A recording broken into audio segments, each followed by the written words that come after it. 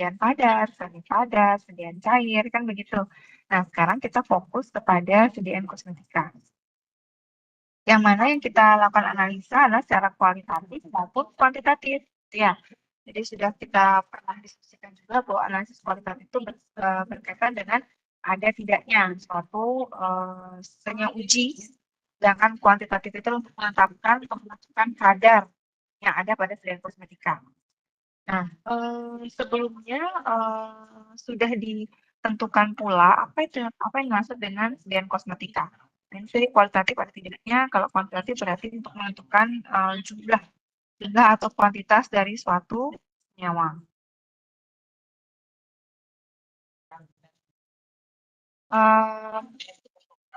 Nah, ini apa pentingnya gitu ya? Apa pentingnya melakukan analisis kualitatif dan kuantitatif pada sediaan kosmetika? Kita tahu bahwa sediaan kosmetika itu juga merupakan suatu sediaan farmasi yang mana kita pernah juga saya katakan bahwa ini merupakan salah satu sediaan yang akan digunakan oleh konsumen gitu ya, akan digunakan oleh masyarakat, sehingga kita harus pastikan bahwasannya sediaan kosmetika itu bermutu. Bermutu dalam arti bahwa sesuai dengan kemanfaatannya dan aman.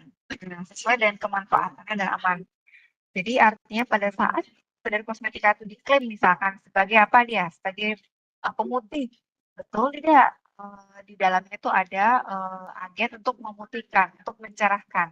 Sebagai untuk misalkan diklaim sebagai anti perpigmentasi gitu misalkan.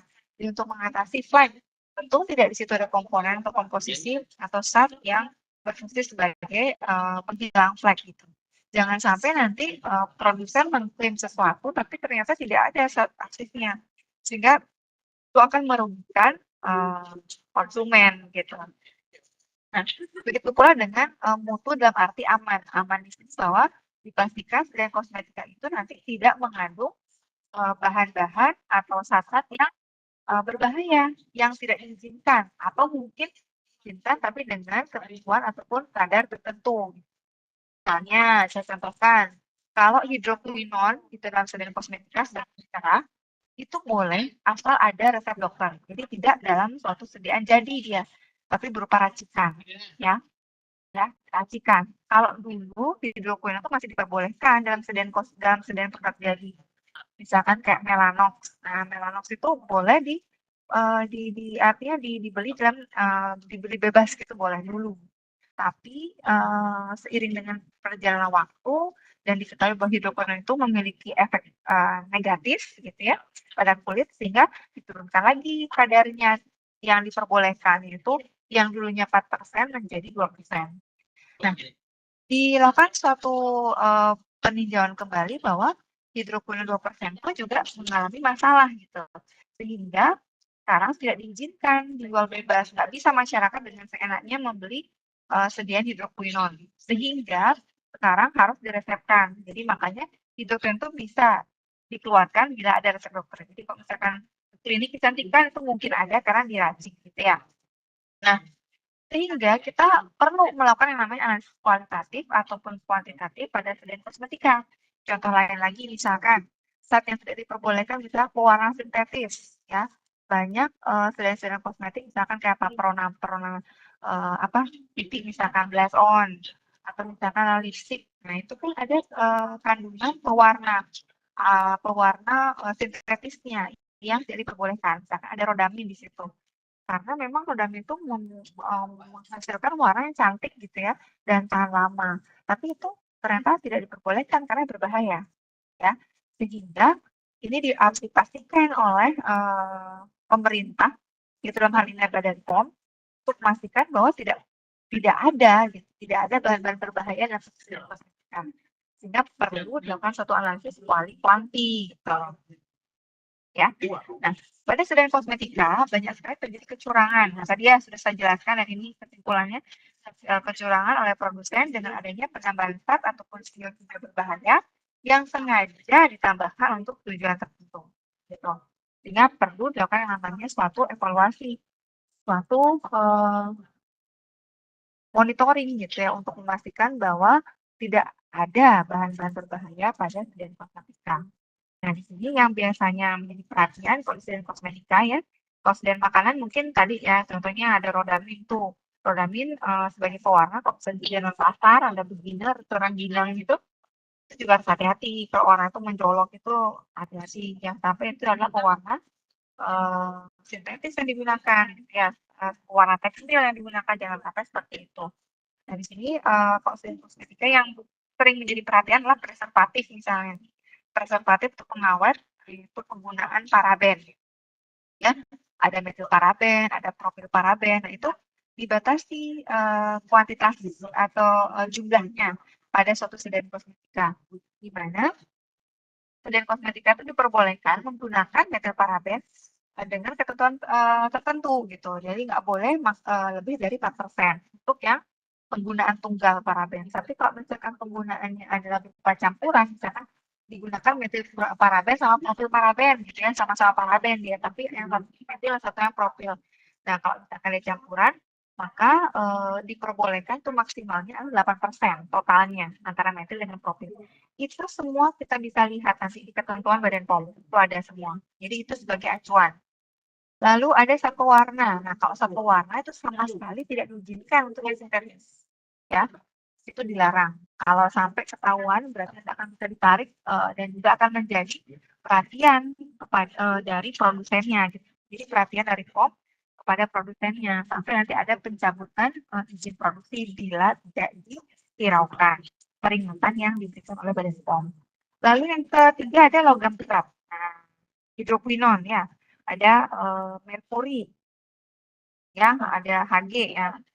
Nah, kalau merkuri sama sekali tidak diperbolehkan. Nah, ini juga dulu sering banget nih menjadi booming ya, karena banyak sedan kosmetika pencerah kulit yang menggunakan merkuri dan itu sangat berbahaya penggunanya bagi kulit itu. Sehingga itu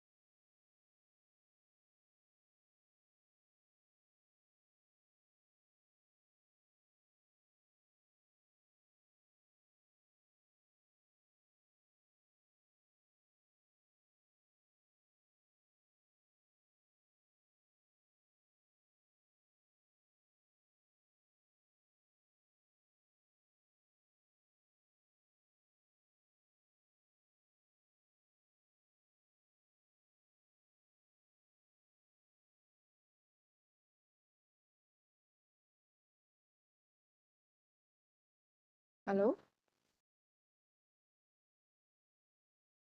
Halo? Dengar nggak suara saya, Dek?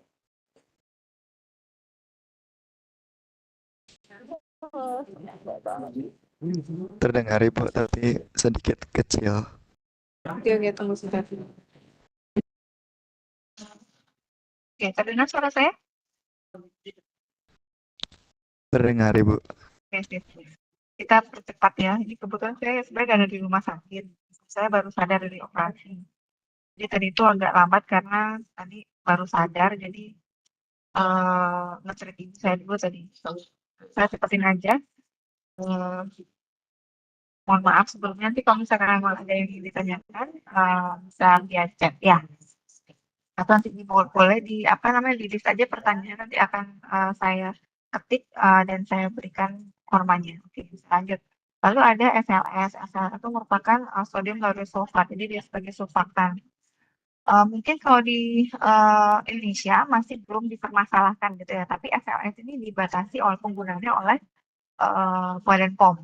Itu kalau misalkan tunggu sebentar, saya saya coba carikan contoh. Nah, ini biasanya kalau nanti kalian kerja di kosmetika gitu ya, sebagai apoteker di kosmetika, biasanya saya menggunakan ini, cosmetic ingredient review. Nah, ini juga yang digunakan oleh Badan POM. Jadi misalkan kita mau cari SLS, kita tinggal ketik aja sodium. Jadi nanti bisa kita cari lauryl sulfat. Di sini ada ketentuannya tadi. Ini ada nggak sodiumnya?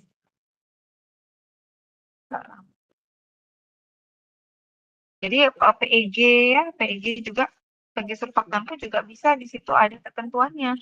Tidak diperbolehkan, ada apa namanya batasan tertentunya nih. Sodium lauryl sulfat SLS sebagai surfaktan itu tidak bisa digunakan lebih dari 50%. Tapi biasanya sih nggak mungkin sampai 50% ya pengguna SLS. Ya, jadi seperti itu. Jadi ini yang bisa digunakan bisa sebagai dasar nanti bila kalian bekerja sebagai apoteker penanggung jawab misalkan di industri kosmetika, nah itu terus, salah satu aturannya gitu. Nah, terus ada surfaktan tuh biasanya di sampo gitu ya, di kondi nggak di sampo, di shower gel gitu biasanya ada surfaktannya. Nah di sini tabir surya tuh juga benzopenon. Nah benzopenon itu juga ada kandungan maksimumnya itu berapa yang diperbolehkan. Lalu bagaimana cara menganalisa secara kuali-kuanti? Sama, sama prinsipnya dengan sediaan farmasi, sediaan farmasi ya. Jadi yang perlu diperhatikan adalah kita harus tahu dulu bagaimana karakteristik fisika kimia dari zat yang akan kita uji.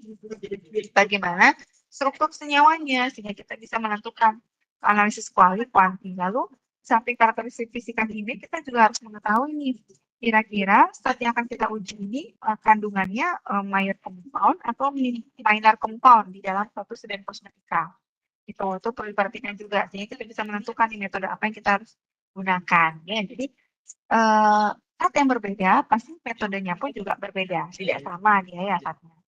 Tidak sama dia metode yang digunakan bila saatnya juga berbeda gitu. Nah, misalkan hidroquinon kita cek, oh strukturnya seperti ini.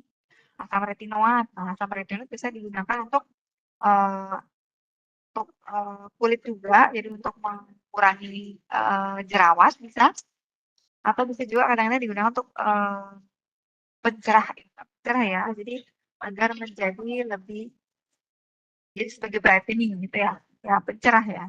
Lalu rodamin itu ya sebagai pewarna. Kadang-kadang rodamin tidak hanya digunakan untuk makanan, tapi juga bisa digunakan untuk kosmetika. Misalnya kayak tadi ada lipstick, ada apa namanya blush on. Nah jangan sekali-sekali kalian kalau membeli kosmetika itu yang tanpa izin edar. Hati-hati ya. Takutnya nanti ingredientnya tuh tidak sesuai dengan yang dipersiapkan oleh Badan POM. SLS, nah seperti ini dia, merkuri, ini struktur. Dari kita tahu struktur, maka kita akan bisa menentukan, oh di sini ada kromofornya. Oh berarti kita bisa tentukan, misalnya hidroquinone bisa kita tentukan dengan menggunakan spektrofotometri. Ya. Jadi untuk kita melakukan analisis kuali-kuanti yang kita perlu perhatikan adalah bagaimana karakteristik spesifik dari zat yang kita uji. Lalu strukturnya seperti apa untuk kita bisa menentukan metode yang digunakan, metode yang tepat untuk menganalisis ingredient tersebut yang dalam kosmetika. Gitu. Nah, sebelumnya kan tadi saya menjelaskan mengenai kosmetika ya, tapi perbedaannya apa sih antara obat dengan kosmetika? Agak berbeda ya. Bedanya itu dari penggunaannya, aplikasinya yang digunakan di bagian mana. Kalau obat bisa digunakan untuk diminum, tapi kalau kosmetika hanya digunakan diperuntukkan di permukaan tubuh, ya. Jadi kalau dia bisa sampai dia misalkan sebagai anti akne, tapi dia diminum, nah itu bukan merupakan kosmetika, tapi dia obat antibiotik gitu ya. Misalkan seperti itu obat, karena kalau kosmetika itu penggunaannya adalah untuk external part, jadi untuk the external part of the human body, jadi hanya digunakan untuk penggunaan luar saja. Lalu untuk apa fungsinya, functionnya beda. Kalau obat itu functionnya adalah untuk obati, untuk sebagai antiinflamasi, untuk mematikan bakteri misalkan gitu. Jadi jadi kalau drugs itu used in diagnosis, cure, mitigation, treatment, prevention of disease, and bisa juga digunakan untuk misalkan berupa vitamin tuh sebagai suplemen dia, misalkan gitu ya. Tapi kalau misalkan kosmetika itu tidak boleh nanti klaimnya itu adalah mengobati, menyembuhkan, atau sebagai antiinflamasi, misalkan gitu ya di klaimnya itu salah. Karena itu hanya sekedar untuk membersihkan, untuk memberikan harum, ya untuk menambah harum. Ya, misalkan perfume itu kan memberikan untuk agar kita jadi harum gitu ya. Atau changing their appearance, jadi untuk mengubah agar menjadi lebih cantik, agar menjadi lebih ganteng, misalkan gitu. Atau protecting, atau untuk melindungi misalkan. Jadi sekedar itu aja. Jadi bedanya adalah kalau kosmetika dengan obat dari fungsinya berbeda, dari penggunaannya pun juga berbeda ya. Itu aja sih bedanya. Cuman untuk melakukan analisis kualitas tadi adalah tetap kita yang perlu kita perhatikan adalah yang kita perlu perhatikan adalah karakteristik fisika kimianya apa, strukturnya bagaimana, kandungan yang ada di dalam sediaan itu apakah dia mayor atau minor, nanti untuk bisa menentukan nih metodenya apa, ya. Lalu yang ketiga adalah yang keempat adalah sediaannya berupa apa, gitu. Matriksnya itu berupa apa. Kalau misalkan dia berupa misalkan nih berupa padatan atau misalkan berupa pasta, misalkan kayak lipstick itu ya. Nah, basisnya itu kan lemak ya. Sehingga kita nggak bisa mengencerkan nanti, misalkan kita ingin membuat kita ekstraksi dulu nih, misalkan gitu ya. Kita ekstraksi dengan apa? Langsung dengan air misalkan. Jangan, karena kita prosesnya kayak seperti kita menghancurkan dulu berarti melakukan disolusi dulu nih. Jadi misalkan dihancurkan ya. Jadi karena itu basisnya lemak ya kita ekstraksi dengan menggunakan produk organik dulu gitu. Tapi misalkan tuh, tapi kan nanti yang zatnya itu kan misalkan nggak larut lemak, tapi dia larut air. Ya itu nanti kita hilangkan dulu tuh zat apa namanya zat lemaknya itu dengan kita ekstraksi dengan zat lemak dulu. Lalu setelah itu baru kita ekstraksi cair lagi dengan menggunakan pelarut air atau aquades. Jadi tergantung sediaannya apa. Tapi kalau misalkan berupa lotion nih, kita ingin menentukan berapa kadar SLS yang ada pada body lotion gitu. Nah, body lotion itu kan watery gitu. Jadi lebih banyak kandungan airnya. Nah, kalau watery dia kandungan airnya banyak, kita cukup mengencerkan dengan menggunakan air aja gitu. Gencerkan dengan air. Lalu kita filtrasi. Kita ambil filtratnya, kita pekatkan. Nah, masalah biasanya kalau kita mengencerkan dengan air, gimana proses pemekatannya itu biasanya kan susah kan kalau dipekatkan. Kalau misalkan nggak dipekatin tuh terlalu kecil nih nanti kandungannya. Satu dia tuh terlalu kecil kan karena apa namanya masih berupa cairan yang diencerkan tadi dengan air gitu. Nah, untuk kosmetika yang perlu diperhatikan itu adalah pertama mutu tadi ya, mutu itu berarti dia sesuai dengan kemanfaatannya dan dia aman, ya tidak mengandung bahan-bahan yang berbahaya dan juga harus jelas penandaannya. Di kosmetika itu harus jelas penandaannya. Makanya kalau misalkan kita mau membeli produk kosmetika, penandaannya itu penting sekali. Penandaan itu berupa apa?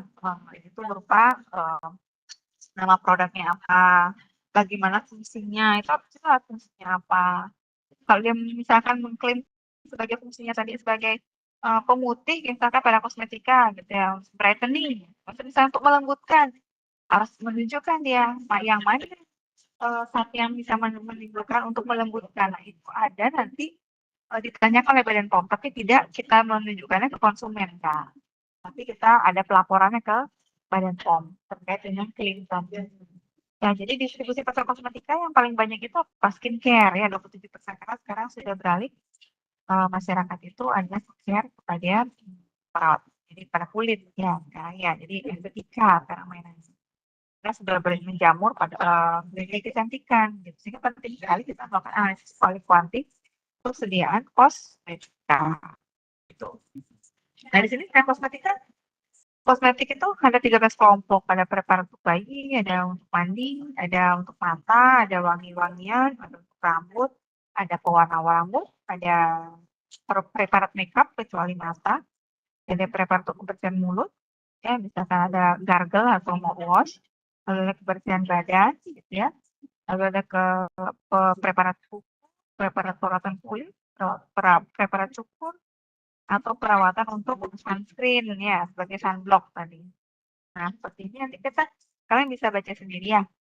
Ini baca sendiri. Sekarang saya lanjutkan ke analisis untuk kuantinya. Dimana tadi kalau kuali kan ada tidaknya. Kalau kuanti tadi untuk menentukan kadar atau jumlah satu semua dari sediaan kosmetika. Jadi untuk metode analisis, jadi metode analisis itu adalah prosedur teknis. Metode analisis itu apa? Suatu metode atau suatu prosedur teknis tertentu yang ditujukan untuk pelaksanaan analisis kosmetika. Ruang lingkup dari metode itu berupa pengujian cemaran mikroba. Nah, ini harus dipastikan. Ini nanti dilaporkan kemana? Dilaporkan ke Badan POM. Jadi gini, pada saat kalian produksi suatu produk kosmetika, nanti untuk bisa diedarkan ke masyarakat, itu wajib mendapatkan nomor izin edar, gitu ya. Pada saat kita memasukkan pada saat kita mendaftarkan nomor izin edar, maka kita akan memasukkan ingredient atau komposisi dari produk itu apa, untuk bisa membuat produk itu komposisinya apa aja, ingredientnya apa saja, dengan berapa kuantitinya, lalu nanti klaimnya seperti apa. Nah, nanti Badan POM itu akan melakukan yang namanya evaluasi dari klaim yang kalian sudah cantumkan gitu ya. Yang sudah kalian daftarkan, apa sesuai klaim itu nanti dicek dari yang mana komposisinya yang diklaim sebagai misalkan sebagai pencerah kulit. Oh ternyata di sini ada, oh kadarnya sekian, ya. Setelah itu nanti kalian akan setelah evaluasi sudah oke, baru kalian dapat izin edar, baru nanti bisa diedarkan ke masyarakat kan begitu. Tapi di lab gitu, di lab di produksinya, di produsennya lab itu tetap melakukan yang namanya pengujian cemaran mikroba, tapi tidak dilaporkan, hanya diarsipkan ya. Jadi diarsipkan secara lengkap apabila di Badan POM itu seketika gitu ya, artinya suatu saat dia melakukan sidak akan diminta mana pengujian cemaran mikroba untuk produk ini. Kalau misalkan ketahuan nggak melakukan, nanti akan berikan peringatan untuk melakukan penarikan pada batch tersebut yang tadi ketahuan tidak melakukan pengujian cemaran mikroba gitu. Jadi untuk kalian sebagai produsen nantinya, karena sebagai penanggung jawab di industri kosmetika, itu wajib melakukan yang namanya pengujian cemaran mikroba, pengujian logam berat. Ini apa bu pengujian itu untuk memastikan mutu dari produk yang kita lakukan. Pengujian beberapa bahan yang jarang digunakan dalam kosmetika, pengujian beberapa bahan pengawet yang digunakan dalam kosmetika. Misalkan kayak tadi, oh dia menggunakan preservatif yang berupa paraben. Nah, harus ada pembuktian bahwa kalian tidak menggunakan lewat dari 8% misalkan karena menggunakan campuran metil dan propil-paraben gitu ya. Itu harus ada buktinya bahwa kalian tidak menggunakan menggunakan paraben melebihi ketentuan yang dipersyaratkan. Nah, di sini untuk cemaran mikroba yang kita lakukan adalah untuk penetapan kapang kamir ya, untuk jamur ya, kapang kamir, atau uji angka lempeng total bakteri dan kosmetika. Lalu ada uji efektivitas pengawet dan kosmetika juga. Jadi kenapa kita harus menentukan angka kapang kamir dan juga untuk lempeng total untuk melihat keefektifan dari pengawet yang kita gunakan. Ya. Lalu untuk sediaan kosmetika juga wajib nanti melakukan pengujian terhadap logam berat. Memastikan bahwa produk kita itu bebas dari logam berat. Seperti misalkan tidak ada arsen, kadmium, timbal, merkuri. Jadi sudah sudah ada nanti buktinya bahwa produk kita itu bebas dari logam berat, arsen, kadmium, timbal, dan juga merkuri. Jadi kalau misalkan dia berupa logam berat, logam berarti metode yang kita gunakan menggunakan teknik AAM. Dia menggunakan atomic absorption spectroscopy. Oke. Nah, kalau untuk metode analisis kita kenal ada dua metode. Ada metode instrumental, ada metode konvensional. Kalau metode konvensional berarti kita melakukan titrasi. Ya, tidak menggunakan instrumen, jadi kita yang menentukan, kan kita yang menentukan kapan terjadi titik akhir, kan begitu, sehingga dikatakan yang konvensional. Jadi menggunakan ada indikator. Tapi kalau metode instrumentasi berarti menggunakan instrumen. Misalkan apa? Spektrofotometer, LCD densitometer, HPLC, gas kromatografi, misalkan gitu ya. Jadi kalian baca-baca lagi terkait dengan metode itu, ingat kapan kita memilih metode spektro bila saat yang kita akan uji dia memiliki kromofor, kan gitu. Bila kita saat yang diuji itu juga mampu dilarutkan secara sempurna oleh pelanggan tertentu. Karena kan syarat untuk bisa terbaca di daerah visible menggunakan spektrofotometri atau bisa berlaku hukum Lambert-Beer itu bila terjadi larutan yang larutan yang bening, kan begitu. Kok misalkan keruh dia larutannya, wah itu sudah banyak pengganggu, itu jadi pembiasan, sehingga kemungkinan hukum Lambert-Beer tidak akan berlaku. Gitu. Jadi itu yang prinsipnya itu aja sih sebenarnya untuk yang kosmetika. Jadi buka-buka lagi sediaan farmasinya, analisis sediaan farmasinya. Jadi kalau misalkan apa namanya? Kalau untuk sediaan padat berarti apa yang kita lakukan untuk preparasi sampelnya. Kalau misalkan dia berupa sediaan cair, berarti preparasinya seperti apa? Itu berkaitan dengan sediaannya, kan? Lalu yang kita ujikan itu satunya gimana dia karakteristik fisikanya. Oh dia punya kromofor, karakteristik fisika kimianya. Oh dia punya kromofor. Oh dia nanti kalau tambahin dengan pH tertentu dia akan bergeser ke panjang global lebih panjang, misalkan gitu. Ya. Jadi contohnya nih, kuali kuanti ini tahunnya 2012 ya, masih sudah lama sekali ya. Ini kuantitatif estimation of hydroquinone in skin whitening cosmetic. Jadi dia menggunakan metodenya apa? Jadi di sini kita ketahui bahwa hidroquinone itu memiliki permasalahan dalam permasalahan kulit ya. Jadi bisa menyebabkan terjadi dermatitis, jadi radang atau inflamasi pada kulit dan juga ochronosis. Lalu jadi menimbulkan kemerahan sampai nanti lama-lama jadi biru gitu. Jadi di sini dia mengambil 22 sampel yang berbeda dari suatu sediaan kosmetika pencerah kulit yang dia ambil dari pasar lokal gitu ya. Dan dia menganalisanya itu menggunakan TLC, menggunakan thin layer chromatografi TLC, dan juga yang satunya lagi menggunakan HPLC, High Performance Liquid Chromatography. Nah di sini bagaimana caranya? Jadi dia melakukan apa namanya ekstraksi dulu gitu. Ya jadi sama-sama dia menggunakan kromatografi di sini ya. Jadi prinsipnya adalah terjadinya perbedaan distribusi suatu saat di antara fase dini dan fase gerak. Seperti apa? Sebentar. Kedengar nggak suara saya, Dik? Halo? Kedengar, Ibu. Oke, wah ini mulai baterainya udah mulai low ini. Tapi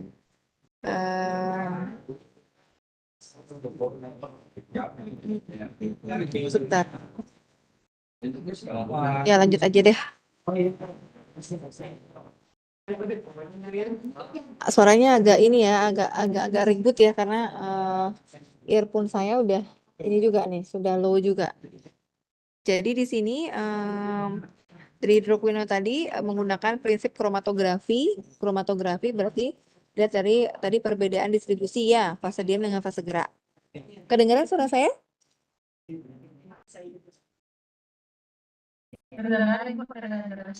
Oke.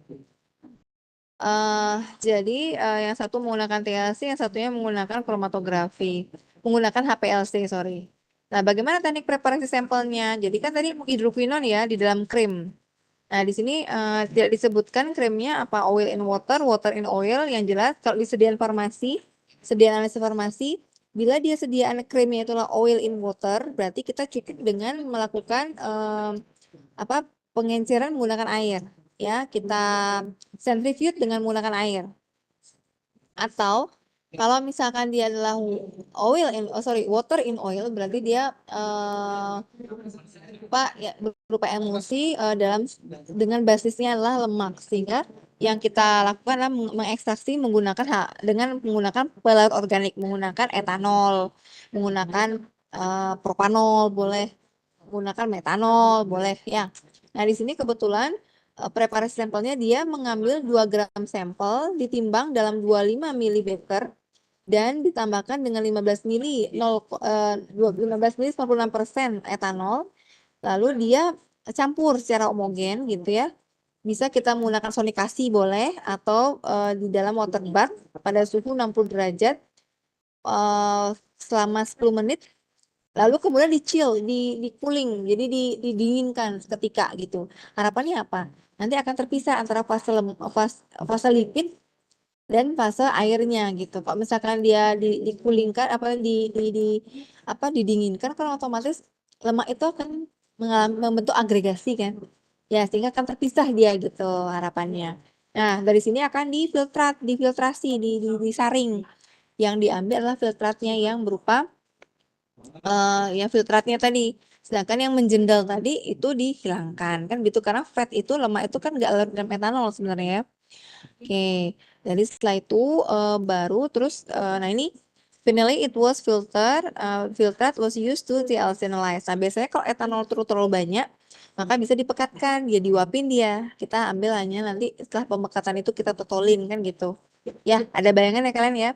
Jadi saya garis bawahi lagi bahwa untuk kita melakukan yang namanya analisis kuali-kuanti, kita untuk menentukan metode, maka kita harus pastikan dulu zat yang akan kita uji ini strukturnya seperti apa, karakteristik kimia fisikanya seperti apa, lalu jumlahnya seberapa yang ada pada matriks, banyak atau sedikit gitu, itu juga harus perhatikan. Dan sediaan jadi zat uji itu ada dalam sediaan apa gitu, sehingga dari sediaan itu kita akan memikirkan nih preparasinya seperti apa. Dari preparasi sudah dapat, nah zat uji ini strukturnya gimana sehingga kita bisa menentukan metode yang kita gunakan. Kalau ternyata dia volatil, misalkan mudah menguap, maka gunakan GC dia gitu. Jadi seperti itu ya. Oke, nanti kalian bisa baca-baca lagi selanjutnya terkait dengan PPT ini. Jadi intinya adalah bahwa untuk kita menentukan yang namanya metode, menentukan preparasi, yang kita perlu perhatikan adalah tadi itu, karakteristik fisika kimia, berapa jumlah kandungan zatnya itu di dalam sediaan. Kalau misalkan dia kalau udah banyak, ya berarti sebenarnya kita tidak perlu melakukan ke semua validasi metode gitu. Tapi kalau misalkan ternyata itu hanya kalau misalkan bagian kecil aja gitu ya, ya nggak usah juga kita melakukan kalau pengujian misalkan dia terlalu kecil kadarnya, berarti kita harus menentukan preparasi apa yang tepat untuk itu, dan kita wajib menentukan LOD LOQ nanti untuk validasinya gitu. Tapi kalau misalkan mayor compound, ya berarti nggak usah melakukan validasi berupa LOQ LOD karena dia mayor compound. Komposisi artinya komposisinya itu banyak banget gitu loh dalam matriks, sehingga kan nggak perlu sebenarnya kita melakukan LOD LOQ. Oke. Nah, ini contoh kasus yang kedua, misalkan ada analisis sunscreen untuk menganalisis efektivitas dan keamanan dari suatu produk ya menggunakan sunscreen. Jadi dia akan mengecek bagaimana pengaruh dari sunscreen itu terhadap toksisitasnya kepada kulit gitu loh. Jadi untuk melihat dari genotoksisitas dari sunscreen itu. Ya, seperti itulah. Nanti kalian bisa baca-baca dari sini. Jadi artinya bahwa, nah ini dia menggunakan metode GCMS. Ada alasannya kenapa menggunakan GCMS gitu. Jadi kalau misalkan dia nggak mudah menguap, Bu, tapi kok bisa diberikan dengan GCMS? Bisa-bisa aja kalau kita melakukan yang namanya proses derivatisasi, kan bisa. Derivatisasi berarti dia ditambahkan dengan sesuatu untuk bisa mudah menguap gitu. Itu bisa mudah menguap ya. Oke, saya kira itu. Nanti kalian bisa baca-baca. Siapa tahu kebetulan kalian sudah baca, mungkin silahkan. Oke, saya kira itu aja deh. Untuk nanti mengenai preparasinya itu bisa kalian ambil lagi di materi saya waktu analisis dan farmasi ya, itu hampir sama. Cuma kan ini bedanya adalah ini berupa sediaan kosmetika, bukan sediaan farmasi. Artinya bukan berupa tablet pharmaceutical gitu loh. Ada pertanyaan mungkin sampai sini? Ada pertanyaan?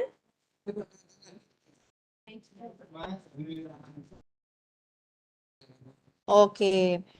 Bila belum, boleh saya akhiri pertemuan hari ini. Nanti bila memang ada dari kalian yang ingin bertanya, baru timbul pertanyaan, nanti silakan ditulis, nanti di-compile sama kormanya, si kormanya yang ngirim ke saya gitu ya. Dan untuk tugas, agar ada tugas gitu ya dari kalian, dan untuk mengetahui bahwa kalian sudah paham apa yang sudah saya sampaikan, tugasnya adalah kalian mereview jurnal yang mana jurnalnya itu tidak boleh terlalu out of date gitu ya. Jadi maksimal 10 tahun ke belakang jurnal nasional boleh, asalkan dia terakreditasi Sinta 1 atau 2. Saya nggak mau 3, 4. Jadi 1 atau 2, atau boleh juga jurnal internasional Scopus, boleh. Ya, terkait apa Bu? Analisis kuanti tadi sediaan kosmetika. Sediaan kosmetikanya apa aja boleh. Lalu nanti apa saat yang diuji terserah kalian. Yang penting adalah berupa sediaan kosmetika dengan metode tertentu. Nanti dibuat PPT saja, tidak usah dibuat makalah, tapi berupa PPT. Sudah ikut PMA nggak kalian? Belum ya? Oh, belum semester 7 ya? Pengembangan metode analisis sudah dapat belum? Iya, Bu, sudah setuju. Oke. Ya, nanti di PPT itu yang kalian tampilkan adalah pertama judul.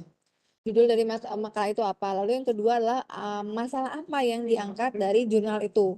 Masalahnya itu biasanya dilihat dari latar belakang. Ya. Tujuan penelitiannya apa? Jadi dalam satu slide itu ada masalah dan tujuan boleh. Atau dipisah dalam satu slide boleh. Dan dipisah menjadi slide yang berbeda boleh. Lalu setelah itu dari tujuan atau perumusan masalahnya, lalu metode apa yang digunakan di sana? Ya, setelah metode, nanti kalian ulas lagi mengenai hasil dan datanya seperti apa. Hasil dan datanya atau hasil pembahasannya dan juga hasil data dan pembahasan. Setelah itu baru kesimpulan gitu. Ya, nanti maksimal 15 slide lah, nggak boleh banyak-banyak. Misalkan nanti di jurnal itu nggak terlalu jelas nih apa yang misalkan masih ada yang mengganjal di kalian, itu bisa kalian mencari jurnal acuan lainnya gitu, tapi topiknya adalah di satu jurnal aja ya. Nanti dikumpul sebelum UTS kali ya. Kapan UTS saya ya? Atau misalkan kita janjian nih UTS-nya 2 minggu lagi, ya paling nggak H-1 lah kalian sudah ngumpulin tugasnya. Kemana Bu? Kalian bisa kumpulkan di Google Drive. Nanti linknya aja kasihkan ke saya ya. Jadi berupa PPT saja. Di mana 15 maksimal 15 halaman. Ini ada jumlah ini pesertanya berapa nih ya? Berapa deh? 24 ya? 23 Ibu. 23. Ya, berarti sekitar ada 7 lah, 7 kelompok ya. Jadi ada yang 4 orang, ada yang 3 orang dalam satu kelompok. Oke? Bisa?